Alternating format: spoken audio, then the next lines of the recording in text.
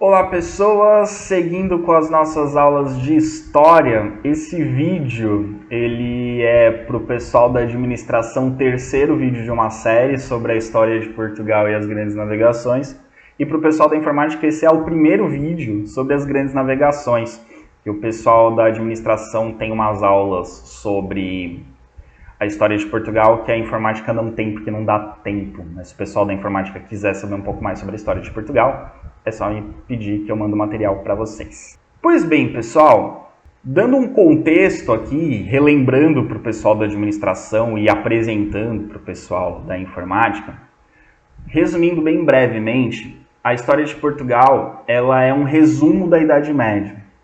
Portugal era um feudo que pertencia ao reino de Castela e Leão, na Península Ibérica. A Península Ibérica era quase completamente dominada por muçulmanos, desde o século VIII, mas no norte da Península Ibérica existiam alguns reinos cristãos. Um desses reinos cristãos era o reino de Castela. E o rei de Castela chama alguns nobres franceses para ajudá-lo a lutar contra os muçulmanos, e ao sair vitorioso, em uma dessas lutas contra os muçulmanos, ele conquista alguns territórios e em troca oferece a esses nobres franceses feudos. Um desses feudos era o condado portucalense, e o condado portucalense foi entregue a um nobre chamado Dom Afonso Henriques. Dom Afonso Henriques, depois de um tempo como conde do condado portucalense, resolve transformar o seu condado em um reino, separa então o condado portucalense do reino de Castela e funda o reino de Portugal. O reino de Portugal continua sua expansão até o sul da Península Ibérica, vai expulsando os muçulmanos de seus territórios, e já no século XIII não tem mais nenhum muçulmano no território de Portugal, diferente do que acontece nos reinos de Castela, Leão, Navarra e Aragão, que vão formar a Espanha depois. Só muito tempo depois eles vão conseguir expulsar os muçulmanos. Como Portugal conseguiu expulsar os muçulmanos relativamente cedo, Portugal pôde se voltar à economia, a desenvolver sua economia, principalmente baseada no comércio.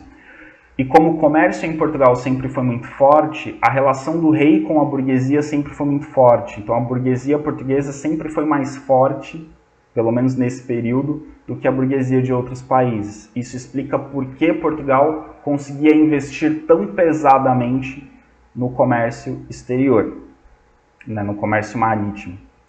Outro fato importante da história de Portugal é quando João, mestre de Avis, se torna rei de Portugal, após uma disputa com o rei da Espanha, porque o rei anterior português havia morrido sem deixar herdeiros, reivindica o trono o rei de Castela contra o mestre de Avis, que era meio irmão do rei que havia falecido. O mestre de Avis, com o apoio da burguesia, consegue ser coroado rei de Portugal, derrotando o rei de Castela, e essa relação entre o rei e a burguesia se torna ainda mais próxima, com o rei, em agradecimento à burguesia, chegando a nomear burgueses para cargos no governo, algo que antes não existia. Então Portugal sempre teve uma relação muito forte com sua burguesia, a burguesia sempre teve uma participação muito forte no governo e na economia, nas decisões da economia em Portugal. Essa relação ajuda a explicar por que o governo de Portugal, por que os reis portugueses sempre vão investir muito no comércio. Porque eles têm essa relação forte com a burguesia, lembrando que na Idade Média é quase sinônimo de comerciante. Pois bem, nesse contexto, Portugal resolve ampliar o seu comércio, fazer um comércio que a gente chama de comércio ultramarino, um comércio em que vai mandar seus navios mercantes para o oceano, buscar rotas comerciais e relações comerciais com reinos distantes. Isso que a gente chama de expansão marítima portuguesa começa oficialmente no ano de 1415, quando Portugal tenta tomar a cidade de Ceuta. Ceuta com U, não confundam com Celta, o carro, é Ceuta.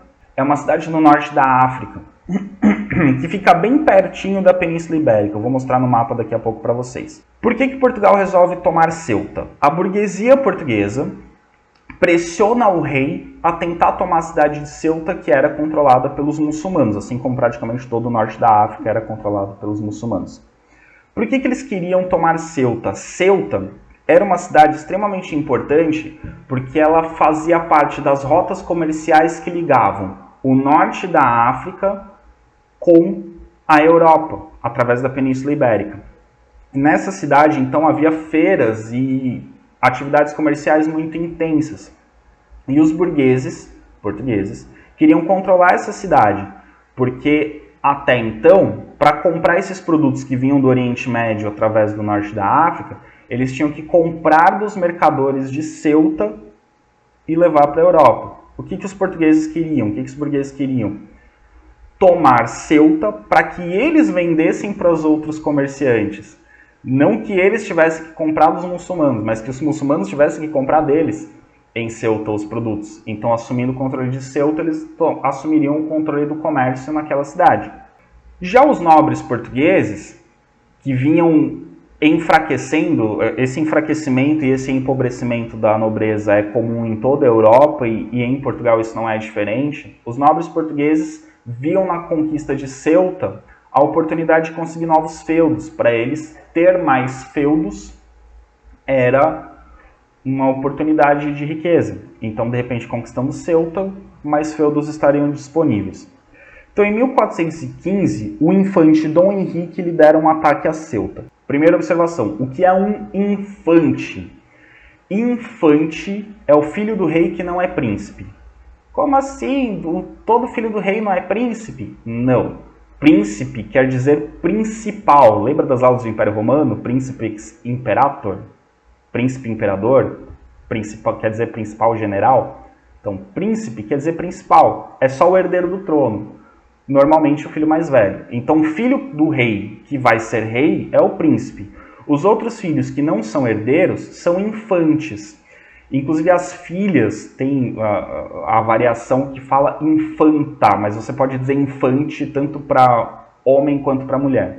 Ou seja, o Dom Henrique ele era um infante, ele era, acho que, o 8º filho do rei de Portugal. Ele era assim, ele era o cara que nunca ia ser rei de jeito nenhum. Assim, tinha que acontecer uma catástrofe para ele virar herdeiro do trono, tinha que morrer muita gente para ele ser herdeiro do trono. Mas ele era uma espécie de nobre, os infantes acabavam sendo uma espécie de nobres e usavam a sua influência como membros da realeza, como filhos do rei, para adotar ações políticas. E o infante Dom Henrique ele foi um grande incentivador das viagens ultramarinas e foi ele que organizou a expedição que tentaria tomar a cidade de Ceuta. Então ele, com a ajuda da burguesia que financiou a expedição, as tropas, as armas, Portugal ataca a cidade de Ceuta, saqueia a cidade de Ceuta, né, toma as riquezas e assume o controle da cidade de Ceuta. Só que essa expedição não teve resultado prático, porque Ceuta era um importante centro comercial, porque várias caravanas de mercadores passavam por ali. Quando Portugal assumiu o controle de Ceuta, esses mercadores, que eram na maioria muçulmanos, pararam de passar por ali. Adotaram outras rotas para não ter que negociar com Portugal. Então a tomada de Ceuta não teve nenhum efeito prático, não trouxe nenhum lucro para Portugal. Porém, ela é significativa porque é a primeira tentativa de Portugal de estabelecer uma viagem ultramarina, uma viagem pelo mar, para conseguir novas rotas comerciais. E eu estou focando muito nessa expressão, rotas comerciais. Quando a gente fala, a partir de agora a gente vai falar das grandes navegações, as grandes navegações não tinham, do ponto de vista português, o objetivo de conquistar territórios. Não era esse o objetivo de Portugal. Portugal não queria conquistar territórios. Portugal queria rotas comerciais. Portugal queria estabelecer comércio. Queria encontrar lugares com comércio lucrativo. Era esse o objetivo de Portugal. Pois bem, então aqui a gente tem no mapa, aqui está destacado Portugal. Então aqui a gente tem Portugal no mapa. Estão vendo aqui ao sul da Península Ibérica e aqui embaixo o norte da África. Ceuta está nessa pontinha aqui, ampliada está aqui. Então percebam que ela está bem pertinho da Espanha. Você consegue, de Ceuta, ver lá longe a margem espanhola, o outro lado. Você consegue enxergar a Espanha, é bem próximo. Então o objetivo de Portugal era tomar Ceuta, porque Ceuta é esse ponto estratégico de onde é possível estabelecer comércio entre a África e a Europa, mas acabou não tendo resultado essa invasão de Ceuta. Mas a partir do momento que eles invadem Ceuta, Os portugueses falam, opa, a gente sabe fazer esse negócio de navegar pelos mares e encontrar rotas comerciais. Em Ceuta não deu certo, mas em outros lugares pode dar certo. E por que Portugal resolve, então, navegar para o Oceano Atlântico e não pelo Mar Mediterrâneo? O Mar Mediterrâneo a gente já estudou em vários contextos, né, da Idade Média, da Antiguidade. O Mar Mediterrâneo está entre Europa, Ásia e África. Pelo Mar Mediterrâneo você tem acesso aos 3 continentes. Por que então Portugal resolveu navegar para o Oceano Atlântico, que até então ninguém tinha feito? Quer dizer, até já tinha feito. Os vikings no século X cruzaram o Oceano Atlântico, chegaram até o Canadá, mas eles chegaram no Canadá, não acharam nada legal, voltaram para a Europa e não deu em nada. Mas assim, tirando essa expedição dos vikings, ninguém se atrevia a navegar no Oceano Atlântico porque ninguém sabia o que tinha no Oceano Atlântico. E por que os portugueses resolveram, seus primeiros, vamos desbravar o Oceano Atlântico e não o Mar Mediterrâneo que todo mundo conhecia? Primeiro ponto, o Mar Mediterrâneo era dominado pelos árabes e pelos mercadores de Veneza. Veneza é uma cidade que hoje faz parte da Itália. Então as rotas comerciais no Mar Mediterrâneo estavam fechadas. Os muçulmanos, os árabes muçulmanos e os mercadores de Veneza não permitiam que outros mercadores transitassem por ali. Então era uma rota fechada. Os portugueses não podiam navegar por ali. Aquela rota não pertencia a eles. As vias terrestres, então não vamos pelo mar, vamos pelo continente até chegar lá em Constantinopla, cruza ali o Estreito de Bósforo, tá na Ásia. Esses caminhos terrestres estavam bloqueados. O Império Turco Otomano dominava, como a gente já viu ali, né? O Império Turco Otomano dominava, agora Istambul, não mais Constantinopla, e esse caminho da Ásia, da Europa para a Ásia e da Ásia para a Europa, através da antiga Constantinopla, agora Istambul, estava bloqueado pelos muçulmanos turcos, que não queriam que os mercadores cristãos europeus passassem por ali. Eles queriam ter o controle sobre o comércio, que o comércio fosse feito apenas por eles, do Império Turco Otomano. Então, não dava para ir nem por terra, nem pelo Mar Mediterrâneo. Qual a solução que os portugueses encontraram? Vamos dar a volta na África. Vamos navegar no Oceano Atlântico, dar a volta no continente africano e chegar no Oriente. E por que eles queriam chegar no Oriente, afinal de contas? Porque os produtos que vinham do Oriente, principalmente as especiarias, né, os temperos, como açúcar, cravo, canela, eram muito valiosos na Europa. E os comerciantes portugueses já trabalhavam com esses produtos. Nas feiras medievais, eles já conheciam esses produtos. Eles compravam esses produtos em Ceuta e levavam para a Europa. Mas eles compravam dos mercadores árabes. O que os portugueses queriam? Queriam comprar direto dos fornecedores, lá da Índia, lá do Extremo Oriente. Eles queriam comprar direto do fornecedor e queriam eles, portugueses, vender para os mercadores de outros países. Não comprar dos árabes, não comprar dos mercadores de Veneza. Eles queriam eles vender para os árabes e para os mercadores de Veneza. Então eles queriam passar na frente dessa galera para ter mais lucros. E não dá para chegar no Extremo Oriente por terra, porque o Império Turco Otomano bloqueou, não dá pelo Mar Mediterrâneo, porque essas rotas são controladas pelos árabes e pelos venezianos. Então vamos dar a volta na África. Não tem outro caminho. Qual que é o problema de dar a volta na África? Para dar a volta na África, você tinha que navegar em mar aberto, ou como eles chamavam, o mar-oceano. Você tem que ir para o meio do oceano navegar. E, como eu disse, tirando os vikings que cruzaram o Oceano Atlântico, bateram no Canadá e voltaram, ninguém tinha feito isso antes. Ninguém conhecia. Não tinha mapa, não tinha cartas náuticas, que eu vou explicar o que são cartas náuticas daqui a pouco. Ninguém sabia o caminho. Eles não tinham nem noção do tamanho da África. Vamos dar a volta na África, vamos, mas onde que acaba a África? Não sei. Então, era uma coisa completamente desconhecida. O caminho era completamente desconhecido. Ninguém sabia como fazia para chegar lá, dando a volta na África. Além disso, havia muitos mitos sobre monstros e abismos. Assim, o conhecimento científico da época já dava conta que a Terra era esférica. Mas o senso comum ainda não tinha certeza. Vai que a Terra é plana. Tinha muita gente que acreditava que a Terra era plana. Assim, o conhecimento de que a Terra era esférica era um conhecimento erudito. A maioria das pessoas no dia a dia não tinha essa noção. Então vai que você está navegando ali, você se afasta muito da costa e cai num abismo. E mesmo que a Terra fosse esférica, você não sabe se tem uma cachoeira, se tem um abismo, se tem um buraco, se tem um monstro. Você não sabe o que tem para lá longe, se afastando da costa. Então você pode ter monstros, você pode ter abismo, você pode ter o continente africano pode ser infinito, pode não acabar nunca. Você não sabe o que tem. Então, ninguém fazia isso. Só que os portugueses, como eu disse para vocês, geograficamente Portugal está dentro do Oceano Atlântico praticamente. Então os portugueses já tinham alguma relação com o Oceano Atlântico. Os portugueses já faziam navegação em alto mar para pesca. Então eles se afastavam da costa de Portugal para pescar. Mas assim, se afastavam, iam até um determinado ponto seguro. Opa, não tem monstro, não tem abismo, pesca e volta. Eles não saíam navegando pelo Oceano Atlântico. Só ia até um ponto, pescava e voltava. E aí os portugueses falaram, bom, a gente precisa dar a volta. Olha aqui Portugal no mapa. Portugal está aqui de cara para o Oceano Atlântico.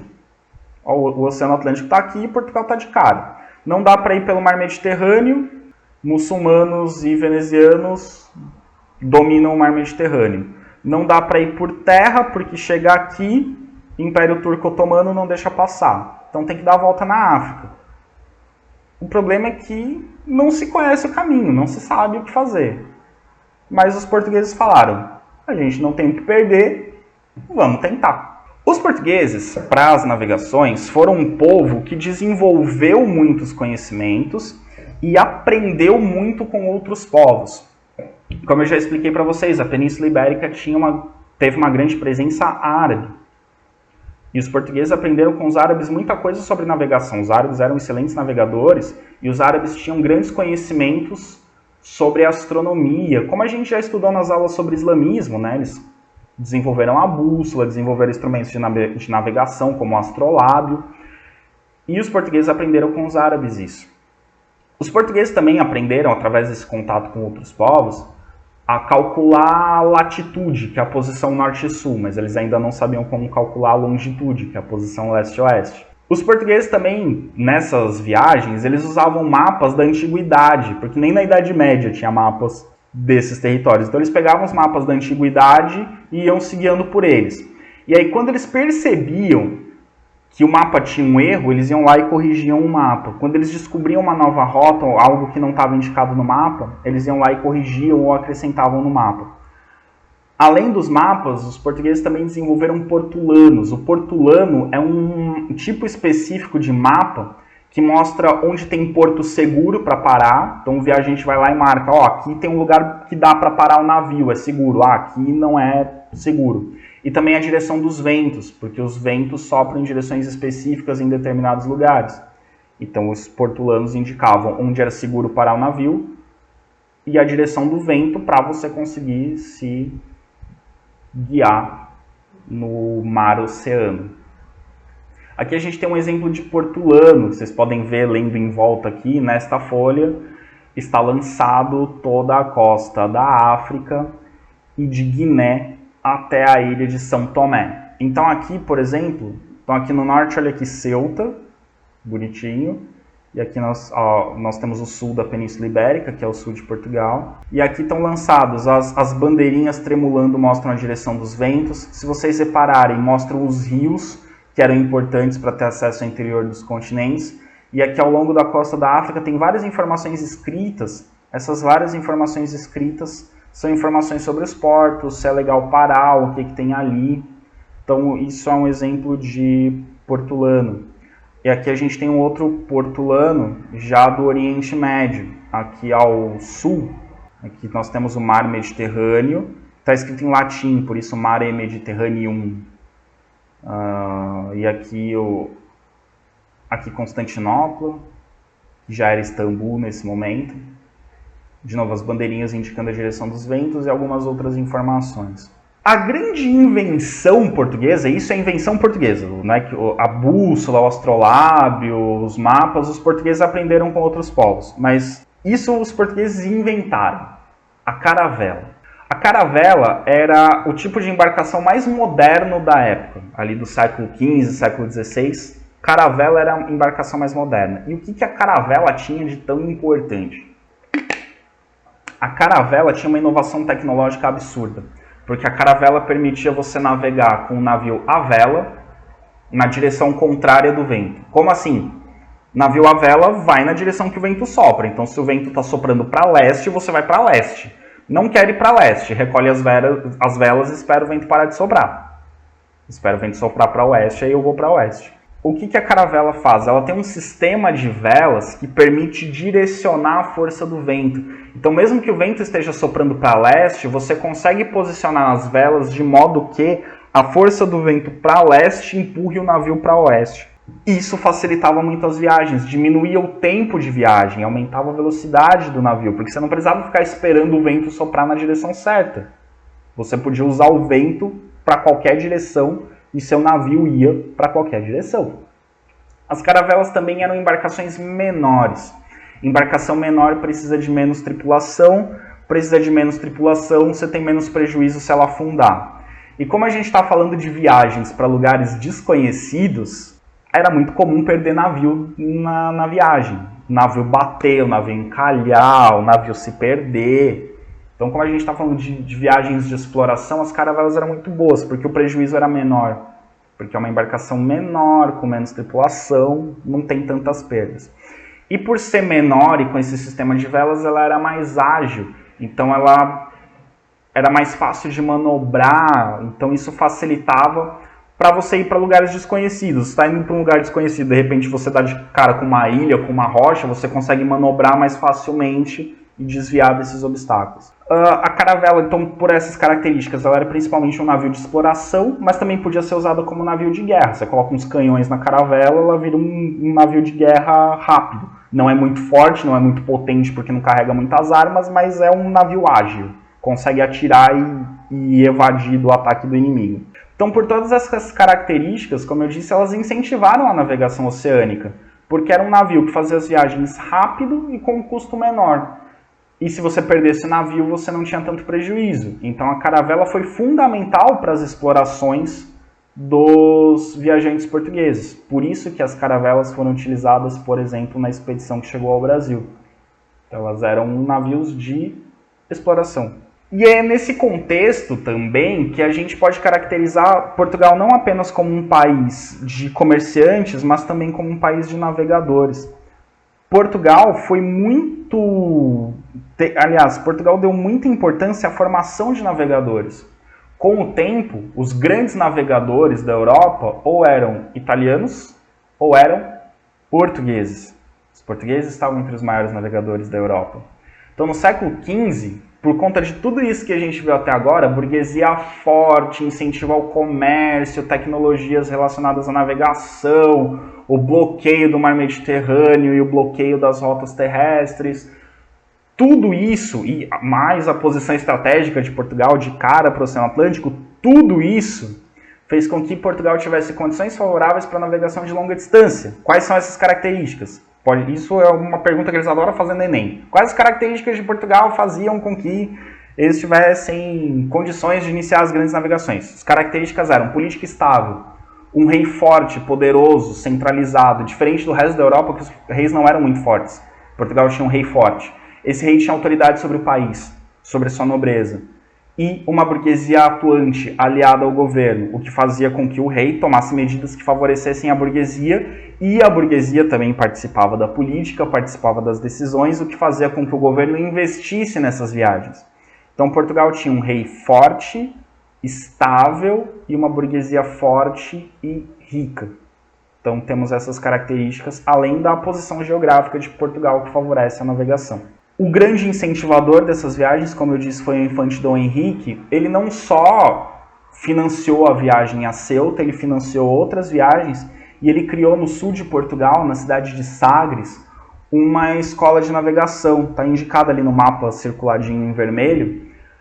Em Sagres foi criada uma escola de navegação em um centro de estudos, onde se estudava cartografia, onde se estudava geografia, onde se estudava astronomia, navegação, fabricação de navios, enfim, uma escola, um centro de estudos voltado à navegação e que atraía navegadores de várias origens, árabes, muçulmanos, judeus, italianos, enfim, de pessoas de vários lugares com conhecimento sobre navegação e que produziam e compartilhavam conhecimentos ali. Então Portugal se tornou um país de navegadores, um país voltado para a navegação. E a história de Portugal vai ser muito marcada por essas grandes navegações. Pois bem, então eu disse lá aqui no início do vídeo que Ceuta foi a primeira viagem ultramarina de Portugal. Após Ceuta, a viagem mais importante feita pelos portugueses foi em 1444. Em 1444, os portugueses conquistaram a foz do rio Senegal, o rio Senegal também conhecido como Rio do Ouro. Se vocês lembrarem das aulas de África medieval, vocês vão lembrar que essa região aqui, onde está o rio Senegal, é a região dos reinos islâmicos, dos reinos sudaneses, que tinham, entre outras riquezas ali na região, grandes minas de ouro. Então a foz do rio Senegal foi uma conquista importante para os portugueses, porque ali na foz do rio, na saída do rio, eles tinham acesso ao ouro que era trazido do interior por esses reinos sudaneses, que nós estudamos nas aulas de Idade Média. Os portugueses eles não entraram na África, eles não dominaram um território. Eles simplesmente estabeleceram um porto, uma feitoria, mais precisamente. Feitoria é um armazém fortificado. Eles estabeleceram uma feitoria na foz do rio Senegal para comprar o ouro que era trazido do interior do continente. E aí os portugueses conseguiam ser os vendedores do ouro trazido da foz do rio Senegal. Então ali era uma vantagem comercial. De novo, o objetivo dos portugueses não era dominar os territórios. O objetivo dos portugueses era estabelecer pontos comerciais lucrativos. E a foz do rio Senegal era um ponto comercial lucrativo. Ali eles compravam o ouro que vinha do interior do continente africano e vendiam produtos que eles traziam de outros lugares para esses reinos africanos. Gradativamente, então, depois de fundar essa feitoria na foz do rio Senegal, eles continuaram navegando pela costa da África e estabelecendo outras feitorias, principalmente perto da foz dos rios. E aí, ao longo de toda a costa da África, eles foram estabelecendo esses pontos de comércio, para estabelecer comércio com o interior do continente africano, tanto para comprar o que vinha do interior do continente africano, quanto para vender o que eles traziam de outras regiões. Mas o objetivo de Portugal não era a África, o objetivo de Portugal era chegar no Oriente, e isso vai demorar um pouquinho mais. Pois bem, conforme os portugueses foram estabelecendo essas feitorias no litoral da África, eles foram tentando chegar até o final do continente africano para dar a volta e chegar no Oriente. O Oriente é o lugar onde os portugueses querem chegar, de onde vêm as mercadorias mais lucrativas, as mercadorias mais valiosas. Só que, para fazer essa viagem na costa da África, os portugueses faziam o que a gente chama de navegação de cabotagem. Navegação de cabotagem é navegar perto da costa. Vou voltar no mapa anterior, para não confundir com as linhas desse mapa. Então, a navegação de cabotagem é quando você navega perto da costa. Então, os portugueses iam navegando assim, pertinho da costa. Não se afastavam muito. Por que eles não se afastavam muito? Primeiro, porque eles não sabiam o que tinha longe da costa.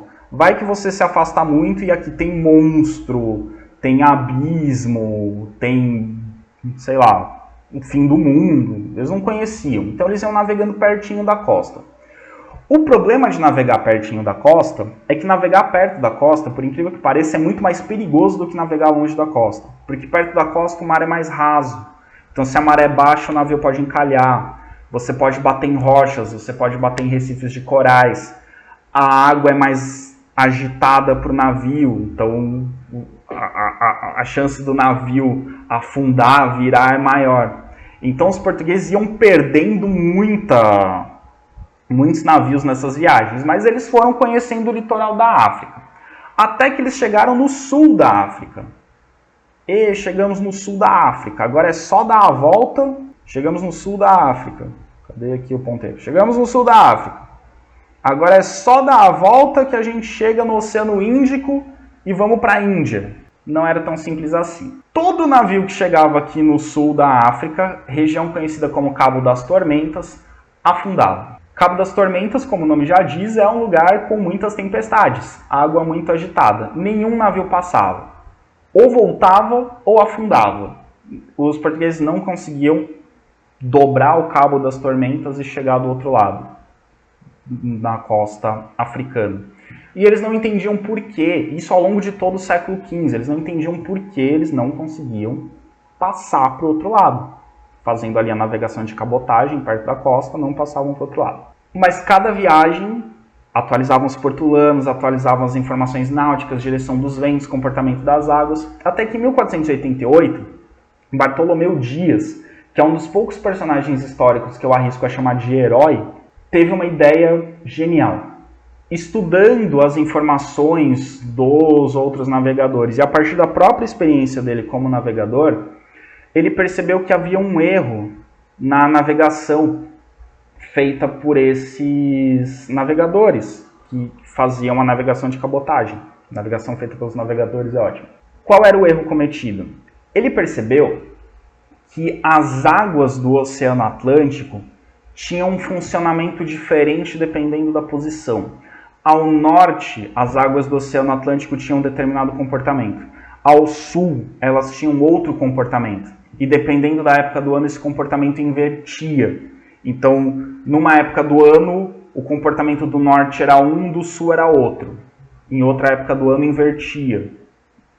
Então, ele percebeu que, em determinadas épocas do ano, no Atlântico Norte, navegar perto da costa era bom. Mas em outras épocas do ano, navegar perto da costa era perigoso. O correto era se afastar. E a mesma coisa ao sul, só que ao contrário. Quando no norte está bom para navegar perto da costa, no sul você tem que se afastar da costa. Quando no norte está bom para navegar longe da costa, no sul você tem que se aproximar da costa. Foi aí que Bartolomeu Dias, numa expedição de 1488, tentou dar a volta na África. E aí ele fez esse caminho que está em verde aqui no mapa. Ele parte de Lisboa, navega próximo da costa, até passar aqui pela foz do rio Senegal. Quando ele passa da foz do rio Senegal, ele se afasta da costa. Ao se afastar da costa, além de perceber águas mais tranquilas, ele descobre uma corrente marítima. A corrente marítima, falando de forma bem grosseira, é como se fosse um rio no mar. É uma correnteza. E essa correnteza, ao se afastar da costa, essa correnteza empurrava o navio e ele ia muito mais rápido do que de outras formas. Então ele descobriu essa corrente marítima e essa corrente marítima, além de fazer o navio ir muito mais rápido, levava o navio para o outro lado do Cabo das Tormentas, que quando Bartolomeu Dias descobriu como atravessava, os portugueses passaram a chamar de Cabo da Boa Esperança, que agora dá para passar, então tem esperança de chegar do outro lado, agora é Cabo da Boa Esperança. Bartolomeu Dias consegue dar essa volta, retorna para Portugal e diz para o rei de Portugal: descobri como faz para passar. Manda uma expedição fazendo exatamente o que eu estou dizendo aqui, seguindo o caminho certinho, vocês vão conseguir chegar do outro lado e para chegar na Índia vai ser muito fácil. Então, essa foi a grande contribuição que Bartolomeu Dias trouxe para a navegação. Enquanto Bartolomeu Dias está lá, dando a volta no Cabo da Boa Esperança, enquanto Portugal está fazendo feitorias em todo o litoral da África, enquanto Portugal está se expandindo pelo oceano, a Espanha nem Espanha era ainda. Eu disse para vocês, né? Ali existiam os reinos de Castela, Leão, Navarra e Aragão. Esses reinos, por conta das alianças entre famílias, acabaram se juntando basicamente em dois. Os reis ali da região acabaram sendo o rei Fernando, que era rei de Aragão e Navarra, e a rainha Isabel, que era rainha de Castela e Leão. Esses reis, o rei de Aragão e a rainha de Leão e Castela, se casaram. E aí esses reinos viraram uma coisa só, pelo menos na teoria. Continuaram sendo reinos separados, mas sendo os súditos do mesmo rei e da mesma rainha. Até que no ano de 1492, Fernando e Isabel viraram um para o outro e falaram: amor, se a gente juntar e virar um reino só, para que 4 reinos? Nós dois aqui, tudo que é meu é seu, tudo que é seu é meu, vamos fazer uma coisa só. E aí, os reinos de Leão, Castela, Navarra e Aragão se juntaram. E esse reino passou a ser conhecido como monarquia católica. Por que monarquia católica? Tanto Fernando quanto Isabel eram muito católicos e muito aliados do Papa. Então, por serem muito católicos e muito aliados do Papa, esse novo reino que surgiu ficou conhecido como monarquia católica.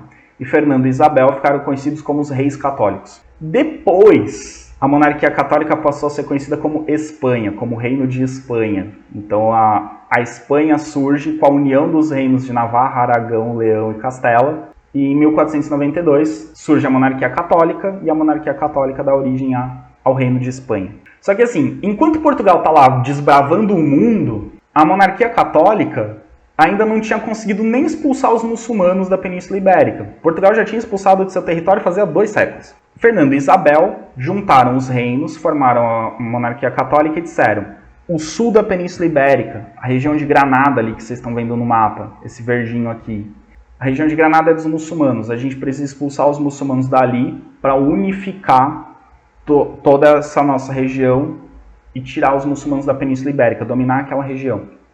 Então, no ano de 1492, o mesmo ano em que você tem a unificação da Espanha, a união das monarquias católicas, né, a união da monarquia católica, dos reis católicos, eles fazem uma última expedição para lutar contra os mouros. Mouro são os muçulmanos da Península Ibérica. Então, tanto em Portugal quanto na Espanha, os muçulmanos eram chamados de mouros, muçulmanos que viviam na Península Ibérica. E aí os reis católicos, em 1492, no mesmo ano que eles unificam o reino, eles conseguem expulsar os muçulmanos da Península Ibérica.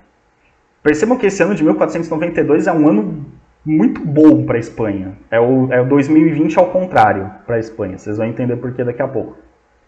Unificaram o reino, surge a Espanha. No mesmo ano eles expulsam os muçulmanos, então conseguem o domínio completo na região. E no mesmo ano, um tal de Cristóvão Colombo, um navegador italiano, oferece para os reis de Leão e Castela, Navarra e Aragão, para os reis católicos, um serviço de exploração. Portugal está lá navegando pelo Oceano Atlântico, tentando descobrir uma rota, dando a volta na África para chegar no Oriente. Cristóvão Colombo chega para os reis católicos e fala: olha, vocês estão aí com esse novo reino, acabaram de expulsar os muçulmanos, estão aí prósperos, né, crescendo. Seria legal vocês terem comércio com o Oriente. E aí os reis católicos falaram: sim, seria bom a gente ter um comércio com o Oriente, só que o mar Mediterrâneo está fechado pelos árabes e pelos venezianos, rotas terrestres estão bloqueadas pelo Império Turco Otomano, e não dá para a gente dar a volta na África porque Portugal já está fazendo isso, Portugal já dominou essa rota. E quando Portugal chegou ali na foz do rio Senegal, o Papa da época reconheceu que Portugal teria o direito de dominar as terras ao sul daquela linha. Dali para baixo, as terras seriam de Portugal. E a Espanha não poderia dominar aquelas terras. E aí Cristóvão Colombo falou: eu tenho um caminho diferente. Ao invés de dar a volta na África, vocês podem ir em direção ao Ocidente. Não para o Oriente, para o Ocidente. Como a Terra é esférica, e eu disse para vocês, os eruditos da época já sabiam que a Terra era esférica, mas o senso comum ainda não tinha certeza. Como a Terra é esférica, se eu for em direção a oeste, eu vou dar a volta no globo e chegar nas Índias, chegar no Oriente. E aí vocês vão estabelecer os acordos comerciais com o Oriente antes de Portugal. Aí os reis católicos falaram: tá, qual é a distância para chegar lá? Cristóvão Colombo disse: não sei a distância. Tá, e você acha que a viagem vai durar quanto tempo? Não sei quanto tempo vai durar a viagem. Tá, o que você precisa? Preciso de alguns navios e alguma tripulação. E aí os reis católicos falaram assim: olha, como a gente não sabe se isso aí que você está dizendo vai dar certo, mas a gente não tem outra opção, nós vamos te dar 3 caravelas, as famosas Santa Maria, Ninha e Pinta. A gente vai te dar 3 caravelas e você se vira para arrumar os tripulantes. E Colombo teve trabalho para arrumar os tripulantes, porque ele chegava para os marinheiros e falava: é uma viagem para dar a volta ao mundo. E aí os tripulantes falavam: e se tiver monstro? E se tiver abismo? E se a Terra for plana? Chega lá na borda e cair? E se a Terra for muito grande? E a gente ficar anos sem encontrar a Terra? Mas ele conseguiu. Os navegadores confiaram nele e ele partiu. Só que Colombo não contava com uma coisa. No meio do caminho, assim, a ideia dele estava perfeita. Daria super certo. Se não tivesse uma América no meio do caminho. Tinha um continente gigantesco no meio do caminho entre a Europa e a Ásia dando a volta no planeta. E aí no dia 12 de outubro de 1492, Cristóvão Colombo chegou às Ilhas do Caribe. Porém, Colombo achou que tinha chegado na Ásia. Ele morreu tendo certeza que ele tinha chegado no Japão. Ele morreu em 1506, sem saber que tinha descoberto um novo continente. Então tem uns filmes, umas séries aí que mostram o Colombo comemorando que ele descobriu a América. Não, ele morreu sem saber que tinha descoberto um novo continente. Ele achou que tinha chegado no Japão. Aí vocês podem virar para mim e falar assim, mas professor, é completamente diferente do Japão, ele não percebeu que era diferente? Aí eu digo para vocês, nós sabemos que é completamente diferente. O Colombo nunca tinha ido para o Japão, ele não fazia ideia de como era o Japão. E também não fazia ideia de como era a América, porque ele nem sabia que existia. Então ele chegou num lugar diferente, viu umas pessoas diferentes e pensou, cheguei no Japão. Então ele morreu achando que tinha chegado no Japão. Só anos depois, um outro navegador italiano chamado Américo Vespúcio fez uma viagem de expedição, navegou pela costa da América e concluiu que não era a Ásia, era outro continente. Então ele foi o primeiro a perceber que aquelas terras não eram a Ásia, ele foi o primeiro a perceber que aquelas terras eram outro continente. Por isso que o continente recebeu o nome de América, em homenagem ao Américo Vespúcio, que foi quem se ligou que era outro continente. O Colombo descobriu a América, mas não sabia que tinha descoberto um novo continente. E é muito interessante porque o Colombo ele morreu achando que tinha chegado no Japão, mas ele ao longo da vida tem um registro no diário dele que tem um momento que ele desconfia que não era o Japão, porque ele fala que ele estranhava o fato de que o que ele viu no Japão ser muito diferente do que outros navegadores, outros aventureiros de séculos anteriores tinham descrito do Japão, né? É curioso porque é muito diferente do que está escrito nos livros sobre o Japão, mas mesmo assim ele continuou acreditando que ele tinha chegado no Japão. Então ele volta para a Espanha e fala para os reis católicos, descobri um caminho para o Oriente. E aí ele manda essa carta para os reis católicos. Isso foi escrito por Cristóvão Colombo. Só um trecho. A carta completa vocês encontram na internet. Vamos analisar só esse trecho. Ele diz o seguinte. Senhor é o rei da Espanha. Senhor, porque sei que terá prazer na grande vitória que Nosso Senhor me concedeu. Nosso Senhor é Jesus Cristo. Senhor é o rei, Nosso Senhor é Jesus Cristo. Então, de novo. Senhor, porque sei que terá prazer na grande vitória que Nosso Senhor me concedeu em minha viagem, escrevo-lhe esta, pela qual saberá como, em 33 dias, passei das ilhas de Canária para as Índias, com a armada que os ilustríssimos rei e rainha, nossos senhores, me concederam, onde encontrei muitas ilhas povoadas com gente sem número, e de todas elas tomei posse para sua alteza, com pregão e bandeira real estendida, e não me contradisseram.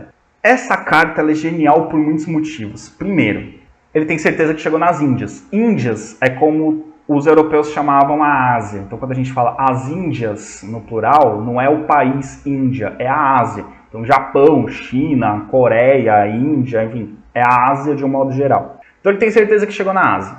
Primeiro. Segundo, ele encontrou na Ásia muitas ilhas povoadas por muita gente. Depois ficaram chamadas... Por ele achar que tinha chegado nas Índias, ele chamou essas pessoas de índios. É por isso que a gente chama até hoje as populações nativas da América de índios. Depois, e aí o que é outra coisa muito interessante. Ele diz, tomei posse por sua alteza com pregão e bandeira real estendida. Então ele fincou a bandeira da Espanha nas terras. Eu estou tomando posse para o rei da Espanha. E aí os índios ficaram olhando para a cara dele. E aí ele mandou assim, tomei posse... E eles não me contradisseram, ou seja, ninguém reclamou, então é seu. Essas terras são suas, rei da Espanha. Falei que tomei e eles não reclamaram. Imagina os indígenas ali das Ilhas do Caribe vendo aquela cena, chegando uma galera estranha, com a pele muito clara, cabelo claro, olho claro, pelo no rosto, num barco gigantesco, com umas roupas esquisitas, falando uma língua estranha e fincando uma bandeira na terra. Se coloquem no lugar desses indígenas. Quando a gente falar da história do Brasil, a gente vai falar mais desses problemas de comunicação entre europeus e indígenas, mas para vocês terem noção de como essa comunicação era difícil e de como os índios não tinham como avisar o Colombo que ele não tinha chegado no Japão. Cristóvão Colombo era italiano, e tinha ali entre seus navegadores pessoas de diferentes nacionalidades, italianos, espanhóis, eventualmente portugueses, judeus, árabes, enfim. Entre as pessoas que ele levou na expedição, ele levou um intérprete, só que era um intérprete que falava árabe, e ele desembarcou na América achando que era o Japão. Então você tem um italiano falando espanhol, pedindo para um intérprete que fala árabe, perguntar para os índios, que falavam línguas indígenas, se ali era o Japão. E aí o intérprete perguntou em árabe para os índios se ali era o Japão. E os índios responderam alguma coisa. Não sabemos o que eles responderam. Mas nós sabemos o que o intérprete traduziu para o Colombo. O intérprete traduziu para o Colombo. Sim, eles confirmaram que aqui é o Japão. Provavelmente o cara ficou muito... O cara não queria dar a entender para o chefe dele que ele era um incompetente que não entendeu o que os índios falaram. Então ele inventou uma tradução e falou o que o chefe dele queria. Fazer, aqui é o Japão, parabéns, uhul, chegamos no nosso objetivo. E aí o Colombo morreu achando que tinha chegado no Japão. Mas outra coisa que é mais interessante é que o Colombo não foi uma vez para a América. O Colombo foi 4 vezes para a América. Porque ele foi a primeira vez e voltou para a Espanha. Depois ele fez uma segunda viagem de exploração. Depois ele fez uma terceira viagem de exploração. Depois ele fez uma 4ª viagem de exploração que ele foi além das ilhas aqui do Caribe. Ele não parou nas ilhas do Caribe. Aqui as ilhas do Caribe. Ele não parou nas ilhas do Caribe. Ele foi até a América Central. Ele foi até o continente mesmo. Passou até aqui pertinho da América do Sul. Ele fez 4 viagens. E morreu achando que tinha chegado no Japão. Que tinha chegado nas Índias. Então ele fez todo o reconhecimento ali da região, mas achando que estava no Oriente. Só depois o Américo Vespucci que fez a viagem e falou, não, isso aqui não é Ásia não, isso aqui é outra coisa, ok? Pois bem, pessoal, com as descobertas espanholas e as descobertas portuguesas, para evitar conflitos, vão haver processos de divisão do mundo. Esses processos de divisão do mundo, e no meio desse contexto como é que os portugueses chegam no Brasil, nós veremos no próximo vídeo. Até mais!